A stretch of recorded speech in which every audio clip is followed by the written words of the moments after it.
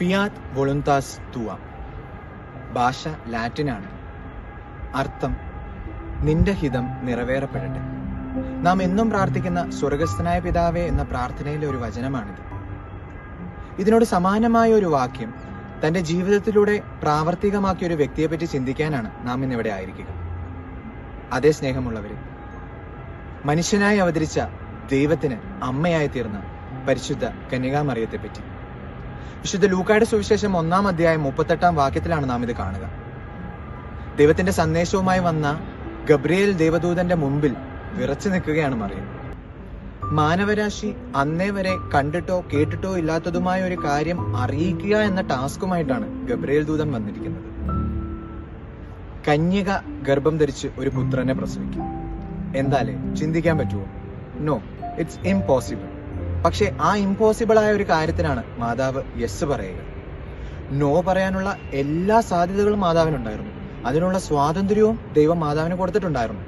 പക്ഷേ ഇതൊക്കെ അറിഞ്ഞിട്ടും തൻ്റെതായ സംശയങ്ങളും ആവലാതികളും ഒക്കെ ദൂതനുമായി പങ്കുവെക്കുന്നുണ്ട്. പക്ഷേ അവസാനം അവൾ പറഞ്ഞു വെക്കുക, ഇതാ കർത്താവിന്റെ ദാസി, നിന്റെ വചനം എന്നിൽ നിറവേറട്ടെ.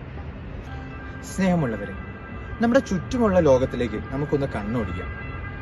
ഭരണാധികാരികൾ, മാതാപിതാക്കൾ, മക്കൾ, ഭാര്യ ഭർത്താക്കന്മാർ, ജീവിതത്തിന്റെ പല അന്തസ്സുകളിൽ ജീവിക്കുന്ന എല്ലാവരും എടുത്തു നോക്കിക്കോ. അവരാഗ്രഹിക്കുന്ന കാര്യം ഈ ലോകത്ത് നടന്നു കാണണമെന്ന് ആഗ്രഹിക്കുന്നവരാണ് നമ്മളിൽ ഭൂരിഭാഗവും. ഞാൻ ആഗ്രഹിക്കുന്ന രീതിയിൽ മറ്റുള്ളവൻ ജീവിക്കണം, ഞാൻ ആഗ്രഹിക്കുന്ന രീതിയിൽ കാര്യങ്ങൾ നടന്നു കാണണമെന്നാണ് ഒട്ടുമിക്ക എല്ലാവരുടെ ആഗ്രഹം. ഇതാണ് ഈ ലോകത്തിന്റെ ഏറ്റവും വലിയ പ്രശ്നങ്ങളിൽ ഒന്നും. ഇതിനുള്ള സൊല്യൂഷനാണ് പരിശുദ്ധ കന്യകാമറിയം നമ്മുടെ മുമ്പിൽ വെക്കുക. ക്രിസ്മസിന് വളരെയധികം അടുത്തെത്തിക്കഴിഞ്ഞു നമ്മൾ. ഇനി വെറും 2 ദിവസം മാത്രം.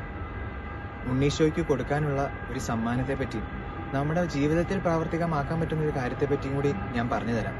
ഒരു ടിപ്പാണ്. പരിശുദ്ധ കന്യകാമറിയം ഈശോയും ജീവിതത്തിൽ പ്രാവർത്തികമാക്കിയതും നമ്മളൊക്കെയും ജീവിതത്തിൽ പ്രാവർത്തികമാക്കേണ്ടതും എൻ്റെ അപ്പനും അമ്മയും ജീവിതത്തിൽ പ്രാവർത്തികമാക്കണമെന്ന് എന്നെ പഠിപ്പിച്ചു തന്നതുമായ ഒരു കാര്യം, അത് ഈ പ്രാർത്ഥനയാണ്.